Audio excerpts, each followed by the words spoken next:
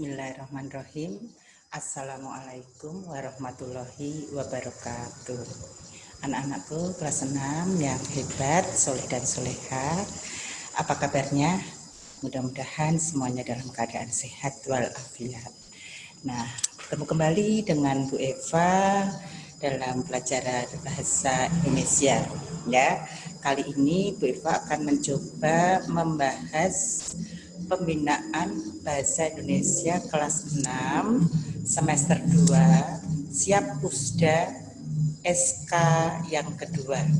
Nah, coba perhatikan baik-baik. Kalian bisa menyimak juga dengan menyiapkan soal tersebut ya. Kalaupun tidak, kalian bisa menyimak yang ada di layar. Nah, perhatikan soal nomor 1 ya. Soal nomor 1, sebentar. Soal nomor 1 di sini,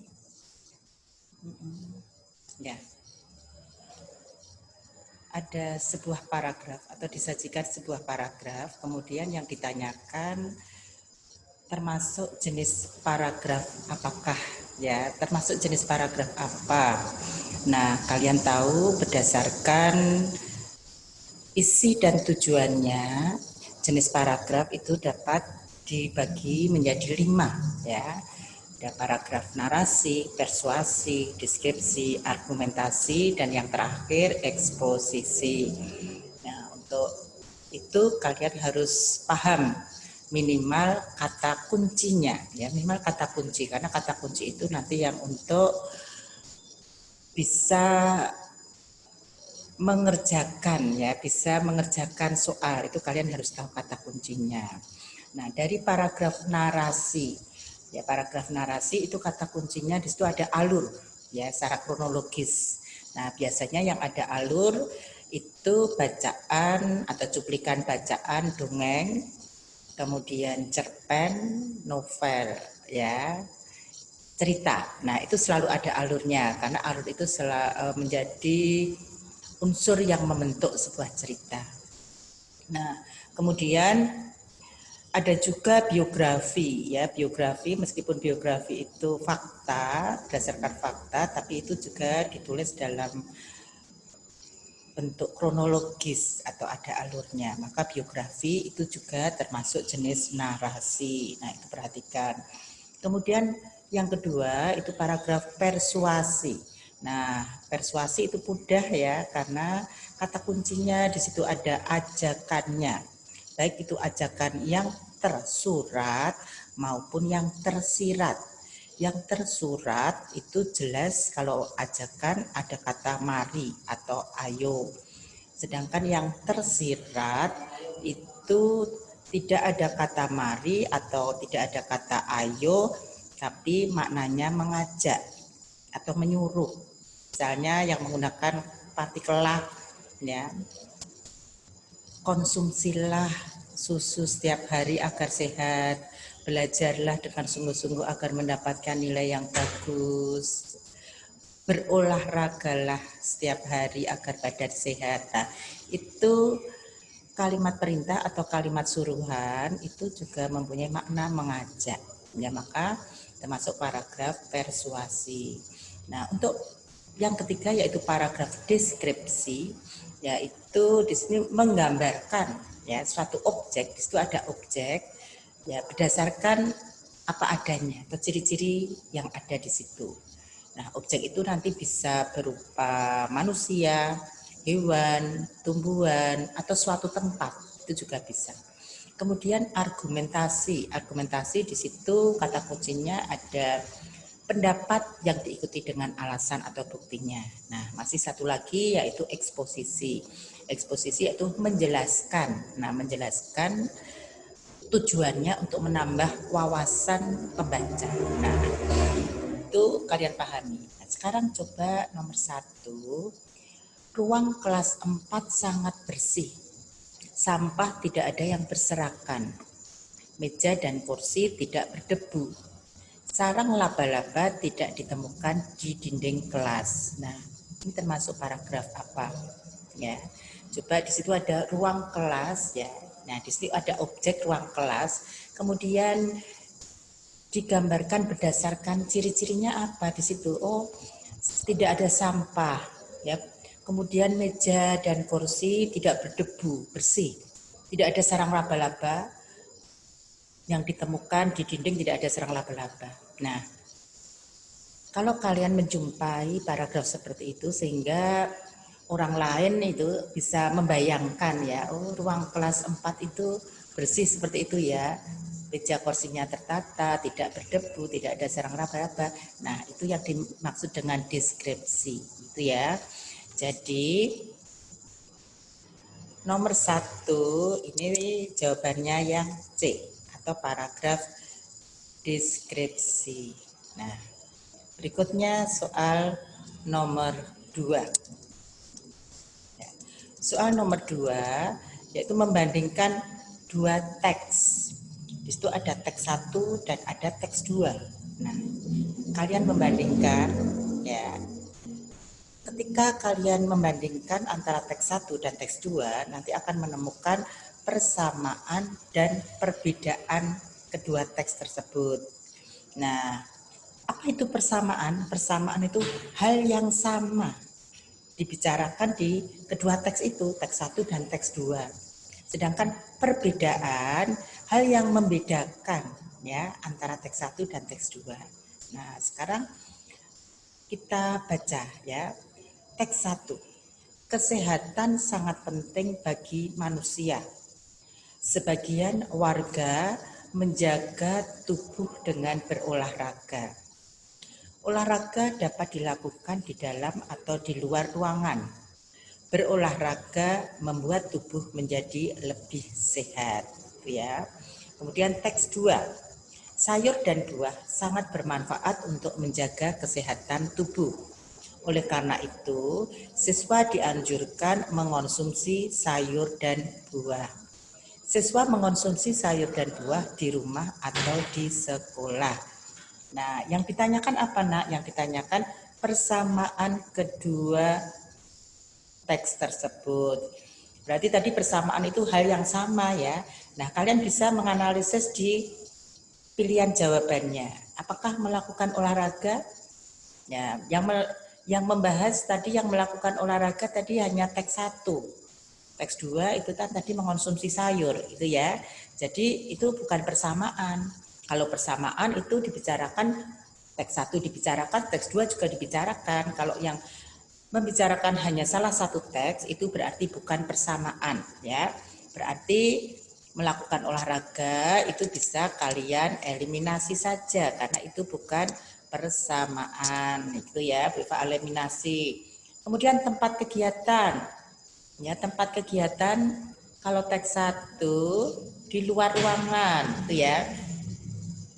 Kalau teks 2 di rumah atau di sekolah. Ya, ini juga tidak sama ya antara teks 1 dan teks 2. Berarti itu perbedaan ya, bukan persamaan. Teks 2 Bu Eva eliminasi saja. Ya, kemudian yang C. Yang C pelaku kegiatan. Siapa yang melakukan gitu ya. Di sini ya sebagian warga gitu ya. Kalau yang teks 2 siswa, nah berarti ini juga pelakunya berbeda. Berarti juga ini eliminasi saja. Nah, berarti tinggal satu Nak gitu ya. Menjaga kesehatan tubuh. Coba kita cek ya. Teks 1 membicarakan menjaga kesehatan tubuh? Iya. Jadi ini tujuannya ya, tujuannya menjaga kesehatan tubuh. Tadi yang dilakukan kegiatannya adalah olahraga. Olahraga itu tujuannya untuk menjaga kesehatan tubuh. Nah, sekarang kalau teks 2 tadi kegiatannya kan mengonsumsi sayur dan buah. Tapi tujuannya untuk apa mengonsumsi sayur dan buah itu? Nah, tujuannya juga untuk menjaga kesehatan tubuh.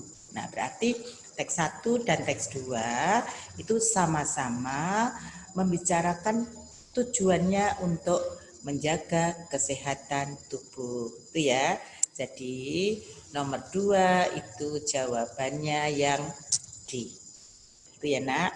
Nah, kita lanjut ke soal nomor 3. Nah, soal nomor 3 ini ada sebuah kalimat, kemudian ditanyakan salah satu kata, itu ditanyakan antonimnya. Nah, apa itu antonim? Antonim yaitu lawan kata atau lawan makna kata. Karena yang dilawan itu maknanya.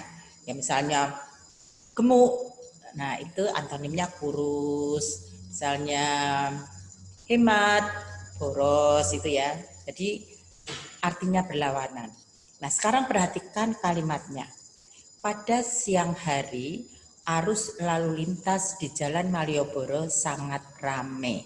Yang ditanyakan antonim ramai dalam kalimat tersebut. Nah sekarang perhatikan, kalau ramai itu antonimnya bisa sepi, bisa sunyi, bisa hening, bisa tenang, bisa lengang. Loh, berarti ada semua ini, Bu. Ini kok ABCD bisa masuk semua? Ya, memang ya. Itu kalau berdiri sendiri, antonim rame. Nah, tapi dalam konteks kalimat ini ya, ini Jalan Malioboro sangat ramai. Jadi kalau untuk jalan, ya jalannya ramai, itu antonimnya jalannya lengang. Bukan sunyi, bukan tenang, bukan hening, tetapi lengang. Itu ya.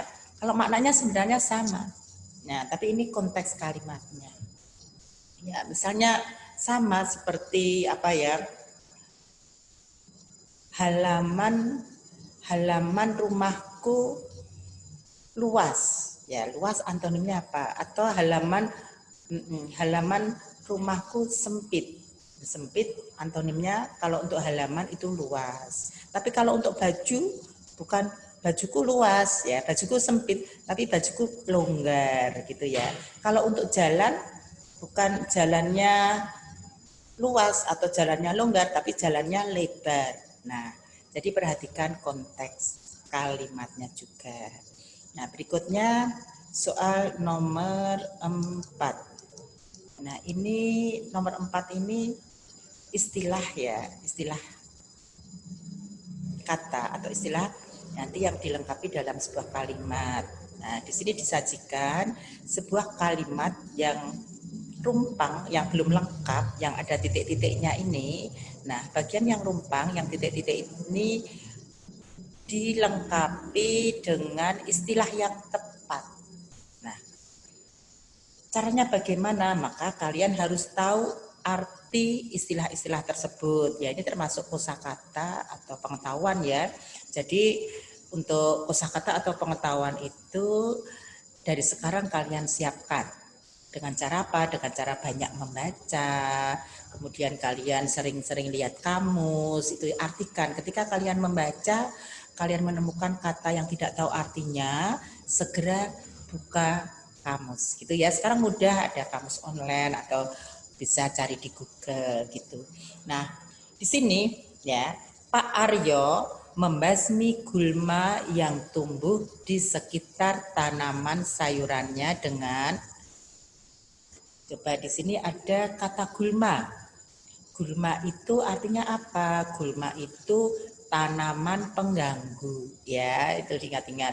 Kalau hama itu binatang pengganggu. Nah, kalau di sini tanaman pengganggu, ya pengganggu tumbuhan lain. Nah, menggunakan apa kalau Pak Aryo membasmi tanaman pengganggu? Nah, apakah fungisida? Fungisida itu apa? Fungisida itu fungi itu dari kata jamur, ya. Fungisida berarti ini obat pembasmi jamur. Ingat-ingat ya, dihafalkan. Kalau herbisida, herbal.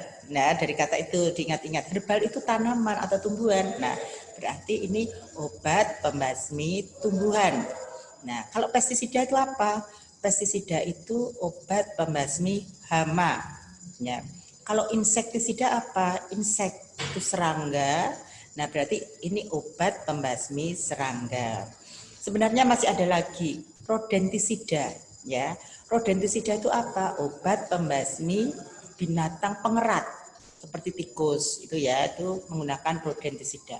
Nah, sekarang kalau kalian sudah tahu artinya tadi, Nah, kembali lagi ke soal Pak Aryo membasmi gulma. Gulma tadi apa? Gulma tadi tanaman pengganggu. Maka ya yang tepat ini menggunakan herbisida, obat pembasmi tumbuhan, ya. Tidak sulit kan? Ya, sebenarnya kalau kalian bisa dengan cara menganalisis, ya, titen, nah itu insya Allah nilai 100 itu bisa ya nak ya, mudah-mudahan amin. Nah sekarang lanjut soal nomor 5 nak. Nah di sini ada cuplikan ya sedikit teks pidato ya, kemudian kalian disuruh melengkapi. Nah ini ada cuplikan teks pidato yang rumpang, tidak lengkap, kalian disuruh melengkapi bagian yang rumpang. Nah nanti kalian bisa dengan cara menganalisis. Kalau teks pidato itu pasti ada yang menyampaikan ya. Siapa yang menyampaikan pidato itu? Apakah guru? Apakah anak-anak? Nah kemudian disampaikan kepada siapa? Misalnya dengan seperti itu nanti bisa dianalisis. Kemudian yang penting isinya. Apa yang disampaikan dalam teks pidato itu. Nah kalau sudah kalian analisis, karena itu nanti juga ada kaitannya juga ya. Kemudian bagian yang rumpang juga kalian lihat apakah yang rumpang itu di awal paragraf atau di tengah atau di akhir paragraf. Nah itu ya. Nah kalau yang di awal berarti itu pembukanya misalnya, bisa jadi pembuka pidatonya gitu ya. Kalau di tengah ya tentu saja bisa isinya dan kalian kaitkan dengan apa isi dari yang disampaikan pidato itu. Dan tentu saja juga harus nyambung dengan kalimat sebelum dan sesudahnya. Kemudian yang kalau di akhir itu bisa juga melanjutkan ya. Nah, jangan lupa ya kalau untuk melengkapi teks pidato itu harus sesuai dengan isi dari yang disampaikan pidato itu. Gitu ya, kalau tidak nyambung ya tentu saja jangan dipilih ya. Nah, sekarang coba anak-anak, kalau kita membuang sampah sembarangan, lingkungan sekolah menjadi kotor. Lingkungan yang kotor dapat menjadi sumber penyakit. Nah, ini kira-kira siapa yang menyampaikan pidato? Bisa orang tua, bisa guru, bisa kepala sekolah gitu ya. Kemudian disampaikan kepada siapa? Kepada anak-anak, kepada siswa gitu bisa. Terus isinya apa? Nah, isinya itu jika membuang sampah sembarangan itu akan menjadi kotor lingkungannya. Nah, kalau lingkungan yang kotor dapat menjadi sumber penyakit, terus bla bla bla bla. Nah, itu yang harus dilengkapi. Coba kita cek satu-satu. Untuk itu, mari kita hindari lingkungan yang kotor. Nyambung tidak? Cuma menghindari saja? Nah, coba kalau yang B, oleh karena itu, buanglah sampah pada tempatnya. Nah, tadi kan membicarakan membuang sampah itu tadi ya. Kalau kita membuang sampah sembarangan, lingkungan menjadi kotor. Nah, kalau menjadi kotor, lingkungan akan menjadi sumber penyakit. Nah, ajakannya oleh karena itu kita buanglah sampah sembarangan. Cocok ya? Nah, itu masuk. Tapi kita sebentar, kita simpan dulu. Kita tetap membaca sampai akhir ya. Siapa tahu nanti ada yang lebih tepat ya. Nah, yang B kita simpan dulu. Kalau yang A tadi tidak pas. Nah, sekarang kalau yang C, maka dari itu marilah kita jaga kesehatan kita. Ini kurang cocok ya, kurang pas dengan isinya. Kalau yang D, oleh sebab itu jauhkan diri kita dari sumber penyakit, itu juga tidak pas. Karena tadi membicarakan membuang sampah sembarangan itu menjadi lingkungan kotor menjadi sumber penyakit, ya ajakannya mari kita membuang sampah pada tempatnya gitu. Itu yang paling pas. Jadi jawabannya yang B gitu ya nak. Insya Allah mudah. Berikutnya soal nomor 6. Nah, soal nomor 6 ini kalimat rumpang yang belum lengkap. Nah, yang harus dilengkapi dengan kata bentukan. Jadi melengkapi kalimat dengan kata bentukan yang tepat. Apa itu kata bentukan? Kata bentukan disebut juga kata berimbuhan ya. Yaitu kata yang sudah mendapatkan imbuhan. Nah, kalau yang kata yang belum mendapatkan imbuhan itu namanya kata dasar. Nah, kalau kata yang sudah mendapatkan imbuhan namanya kata berimbuhan atau kata bentukan. Nah, sekarang coba kita baca. Perawatan dan gizi yang baik dapat titik-titik anak secara optimal. Nah, sekarang kita lihat, kita analisis pilihannya. Menumbuh kembangkan. Nah, yang B juga menumbuh kembangkan sama atau bertumbuh kembang. Nah, ada dua, cuma ini bedanya tulisannya ya. Nah, sekarang kalau kita cek dulu, perawatan dan gizi yang baik dapat bertumbuh kembang anak secara optimal. Yang bertumbuh kembang tidak tepat ya. Kalau yang diisi dengan bertumbuh kembang itu tidak tepat, coba yang bertumbuh kembang kita eliminasi saja ini yang C dan D ya. Biar nanti kita bisa fokus di jawaban yang lainnya. Ini kita eliminasi, yang C ini jelas salah karena tidak sesuai, ya tidak pas dimasukkan di dalam kalimat tersebut. Jadi yang tepat, perawatan dan gizi yang baik dapat menumbuh kembangkan anak secara optimal. Ya, jadi jawabannya menumbuh kembangkan dimasukkan ke kalimatnya cocok. Nah, Bu, di sini ada dua, menumbuh kembangkan. Bedanya apa? Oh, yang A itu penulisannya menggunakan spasi. Yang B tidak menggunakan spasi. Nah, sekarang kembali ke kalau menumbuh kembangkan itu kata dasarnya apa ya? Oh, kata dasarnya itu tumbuh kembang. Memang seperti ini ya, tumbuh kembang. Nah, ini mendapatkan imbuhan ya. Kalau di awal itu namanya awalan, itu mendapatkan awalan me, ya, kemudian akhiran kan, seperti ini ya. Nah sekarang perhatikan huruf awal kata dasarnya itu tumbuh, ya. Nah jika kalian menjumpai ya kata dasar yang diawali dengan KPTS ya KPTS, jika nanti bertemu dengan awalan me, nah kalau huruf kedua KPTS tadi vokal, maka kalau bertemu dengan awalan me nanti KPTS-nya itu akan luluh ya. Luluh berarti T-nya hilang atau KPTS-nya hilang. Jadi menjadi apa? Di sini menumbuh kembangkan. Menumbuh. Nah, ini kembangkan. Ya, menumbuh kembangkan. Terus tulisannya bagaimana, Bu? Nah, jika mendapatkan awalan dan akhiran bersama-sama, awalan me dan akhiran bersama-sama, maka tulisan di tengah di sini menjadi disambung atau dirangkai, gitu ya. Nah, tetapi kalau hanya mendapatkan awalan saja, menumbuh kembang. Nah, kalau di sini menumbuh kembang, nah itu dipisah.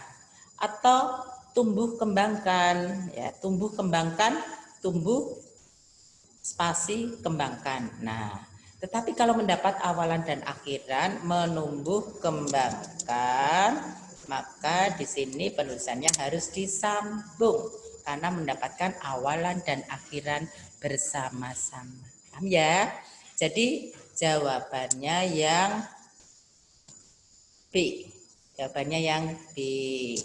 Nah, kita lanjut soal nomor 7. Nah, soal nomor 7 ini sudah sampai ejaan ya, nah. Apa itu ejaan? Meliputi 3 hal ya.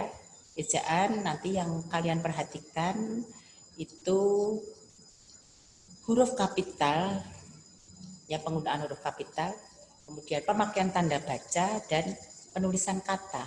Ada kaitannya dengan kata baku dan tidak baku itu ya. Nah, sekarang perhatikan soal nomor 7. Kalau soal nomor 7 ini fokusnya di tanda baca, ya, penggunaan tanda baca yang tidak tepat, ingat ya, yang tidak tepat atau yang salah. Biasanya nanti kesalahan penggunaan tanda baca tersebut adalah sama. Nah, sekarang kita coba di sini. Bu Dewi berkata, cepat, kemarilah anak-anak. Nah, berdasarkan ciri-cirinya, ya berdasarkan cirinya, kalimat di sini disebut atau termasuk kalimat langsung, ya. Apa itu kalimat langsung? Kalimat langsung itu kalimat yang langsung diucapkan oleh si pembicara. Nah, di sini siapa pembicaranya? Di sini ada si pembicaranya. Si pembicaranya itu Bu Dewi ya. Maka ya ini adalah kalimat langsung. Nah, ucapan langsungnya itu ada di antara tanda petik. Nah, tanda petik awal namanya petik pembuka, akhir namanya petik penutup. Ini ya. Cepat, kemarilah anak-anak. Nah, ini ucapan langsungnya. Di sini ada petik pembuka, awal, di sini ada petik penutup. Nah, kemudian sebelum petik pembuka, di sini harus tanda koma, bukan tanda titik dua ya. Jadi ini yang mengucapkan kan Bu Dewi. Bu Dewi berkata koma, bukan tanda petik ya. Bu Dewi berkata koma.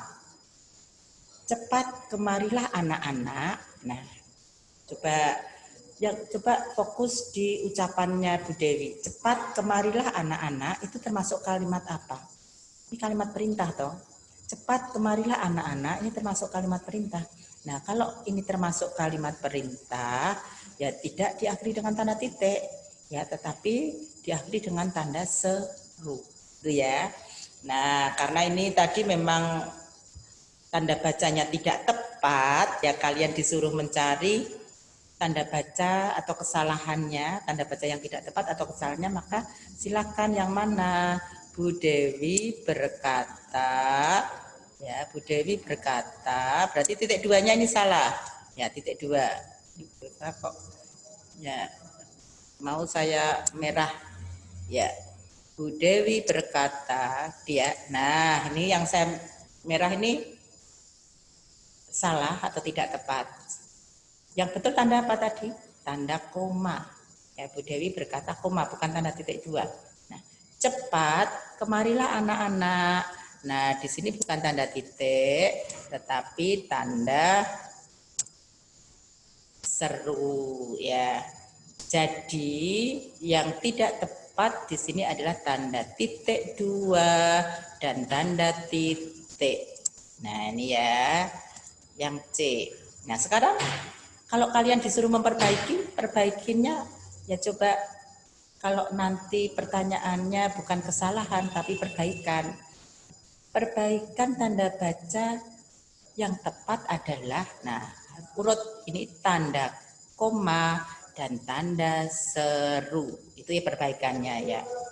Ya. Perhatikan kalau kalimat langsung itu menggunakan tanda koma ya sebelum petik pembuka. Nah, bedakan dengan dialog atau percakapan. Kalau percakapan seperti ini, nah, kalau percakapan itu Bu Dewi, nah, tidak usah pakai berkata, jadi langsung Bu Dewi titik dua. Nah, kemudian baru petik awal, petik pembuka. Cepat, misalnya ini ya. Nah, cepat dan seterusnya. Kemarilah anak-anak. Nah, ini dialog atau percakapan. Jadi bedakan ya, kalau percakapan itu tanda titik dua, kalau kalimat langsung itu tanda koma. Paham ya? Ya, paham? Ya. Kita lanjut ke soal nomor 8. Soal nomor 8 juga masih tanda baca atau ejaan. Yuk. Wah, bagus sekali lukisan-lukisan yang ada di galeri ini, tanya. Oh, maaf. Wah, bagus sekali lukisan-lukisan yang ada di galeri ini, seru Rama. Ya, atau tanya Rama juga tidak apa-apa, nggak masalah di sini ya. Misalnya nanti tanya Rama atau kata Rama atau seru Rama ya, nggak masalah. Ini kalau misalnya Bu Iva ganti tanya atau kata nggak masalah ya. Nah, sekarang yang dimasalahkan itu adalah tanda bacanya. Ya. Kesalahan penggunaan tanda baca pada kalimat tersebut. Jadi coba perhatikan, ini yang berbicara Rama ya. Terus ucapan langsungnya ini ada, wah bagus sekali lukisan-lukisan yang ada di galeri ini. Ya, ada wah, ya ada wah. Wah itu berarti ini kalimat seru ya. Nah, sebelumnya karena ini yang mengucapkan Rama, maka diawali dengan tanda petik pembuka, sudah betul. Wah, ya itu huruf kapital karena awal petikan langsung. koma, betul ya, setelah wah kan koma. Bagus sekali lukisan-lukisan yang ada di galeri ini. Apakah ini kalimat tanya? Tidak ya, mungkin tadi seru ya, seru Rama.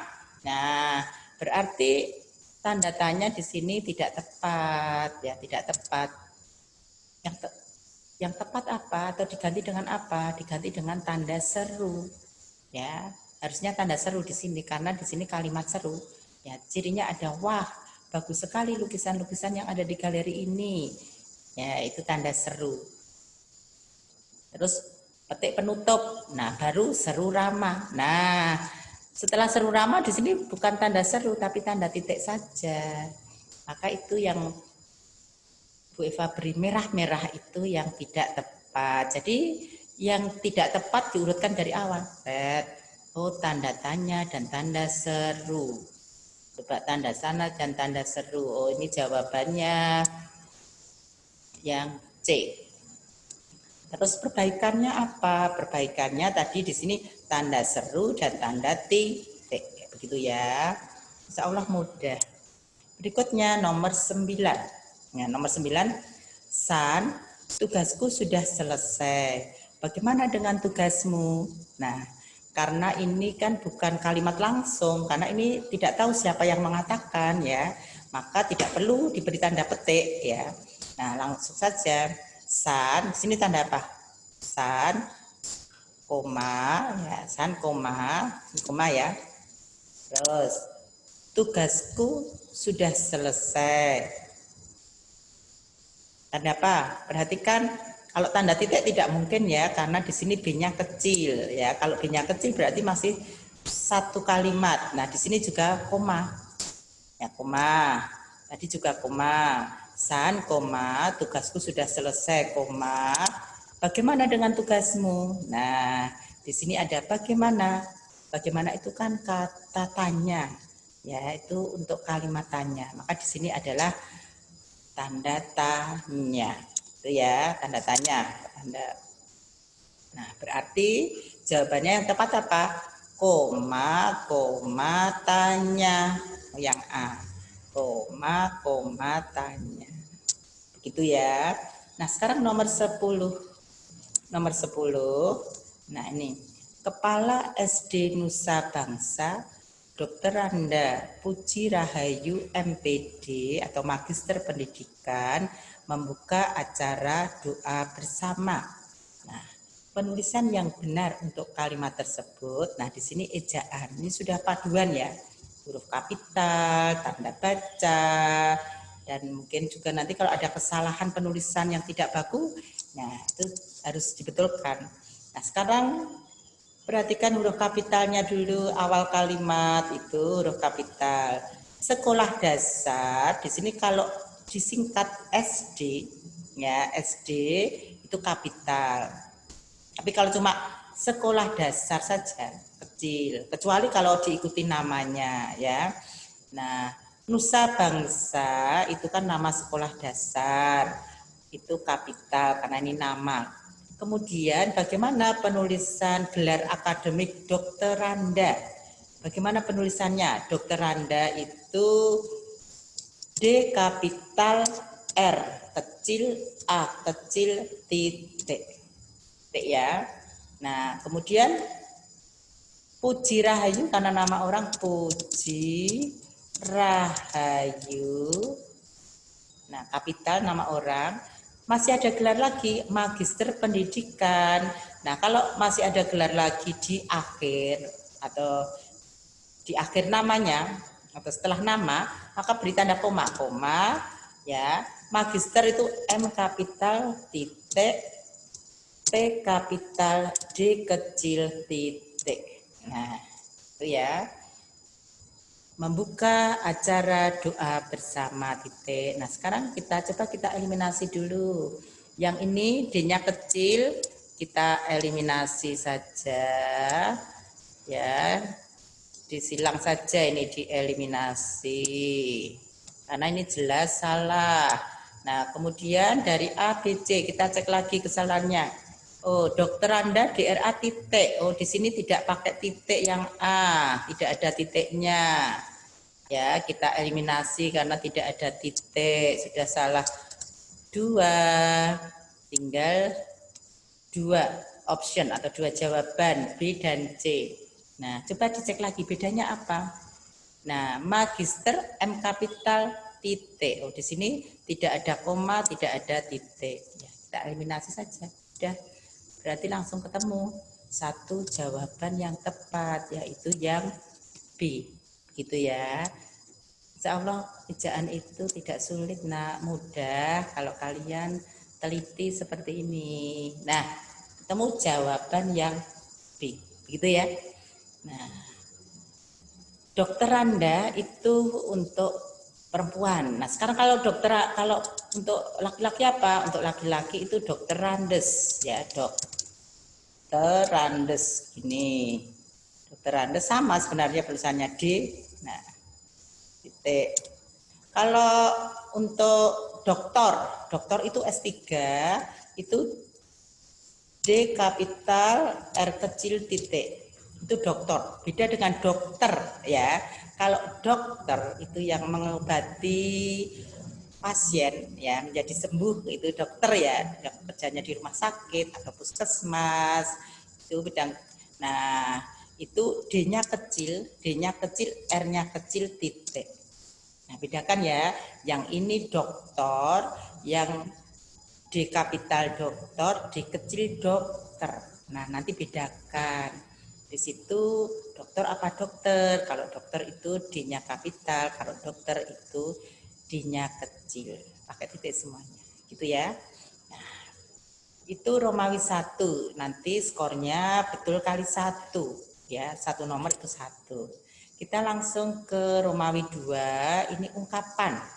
Ya, ungkapan karena di sini ada 5 soal, nanti skornya 1 soal itu skornya 2. Jadi nanti betul kalikan 2 itu 10. Nah, sekarang perhatikan ya. Petunjuknya tuliskan bentuk ungkapannya untuk pernyataan-pernyataan di bawah ini. Nah, nanti kalian disuruh melengkapi ya kalimat tersebut dengan ungkapan yang tepat ya. Tentu ada kata kuncinya di situ. Kebetulan di sini kata kuncinya sudah Bu Eva cetak tebal ya, tapi nanti dalam soal itu tidak dicetak tebal, tidak dicetak miring. Kalian mencari sendiri ya. Coba nomor 1. Sejak kelas 1 sampai kelas 6 SD, Aisyah selalu menjadi yang terbaik di kelasnya. Nah, ungkapan yang tepat untuk kata-kata yang dicetak tebal ya, menjadi yang terbaik di kelasnya berarti apa? Bintang kelas ya. Bintang kelas itu apa? Yang terbaik di kelasnya. Kalau bintang lapangan, nah itu yang terbaik di lapangan biasanya untuk olahraga. Bintang lapangan hijau itu pemain terbaik sepak bola. Nah, kalau bintang lapangan itu mungkin bisa tidak harus sepak bola ya, bisa olahraga yang lainnya. Tapi kalau bintang kelas itu terbaik di kelasnya, yang menjadi juara. Nah, juara itu kan terbaik di kelasnya. Itu ya. Ini ungkapan. Apa tuh itu ungkapan? Ungkapan itu gabungan dari 2 kata yang mempunyai makna khusus, makna tersendiri atau makna kias atau bukan makna yang sebenarnya. Ini bintang dengan kelas, oh artinya menjadi yang terbaik di kelasnya gitu. Nah, sekarang soal nomor 2. 2 puisi karangan atau karya tulis Doni dimuat dalam majalah Bubuk. Nah, ungkapan yang tepat untuk karangan atau karya tulis ini karya tulis ya, maksudnya karya tulis Doni. Nah, itu apa? Menggunakan buah. Kalau tulis menulis itu pakai pena ya, buah pena. Nah, buah pena itu artinya karangan atau karya tulis. Yang menggunakan buah itu juga ada banyak ya, buah bibir, bahan pembicaraan, buah pikiran, ide atau gagasan, buah hati itu anak, buah tangan, oleh-oleh itu dihafalkan. Kalau ini buah pena yang artinya karangan atau karya tulis. Soal nomor 3 ya. Setiap ada masalah, Pak Tino selalu dapat menyelesaikan dengan tenang atau dapat berpikir dengan tenang. Apa? Ungkapannya dapat menyelesaikan dengan tenang atau dapat berpikir dengan tenang berarti apa? Kepala dingin, ya. Kepala dingin. Itu ya, kepala dingin. Ya. Kemudian yang keempat, Marno suka mengatakan hal-hal yang tidak sesuai dengan kenyataannya. Nah, Marno memang anak yang apa? Kalau ngomong tuh kok nggak sesuai dengan fakta gitu ya. Berarti apa? Ada katanya dengan mulut, besar mulut. Besar mulut itu pembual. Ya, pembual itu ya itu kalau bicara tidak sesuai dengan kenyataannya.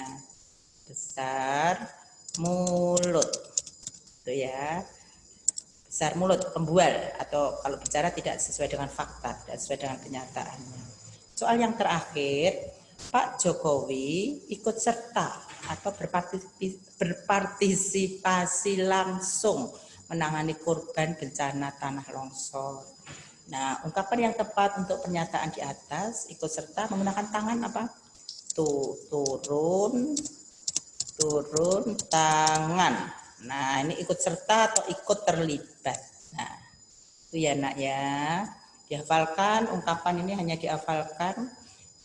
Ungkapan itu banyak sekali yang menggunakan tangan saja. Ada turun tangan, ikut serta atau ikut terlibat. Angkat tangan, menyerah. Terus panjang tangan, suka mencuri. Terus apa ya, ringan tangan, suka membantu. Kaki tangan, anak buah atau mata-mata. Kalau turun tangan ikut terlibat nanti ada cuci tangan, lepas tangan tidak mau terlibat, ya itu ya. Campur tangan, ya ikut mencampuri urusan orang lain itu tidak bagus kalau campur tangan.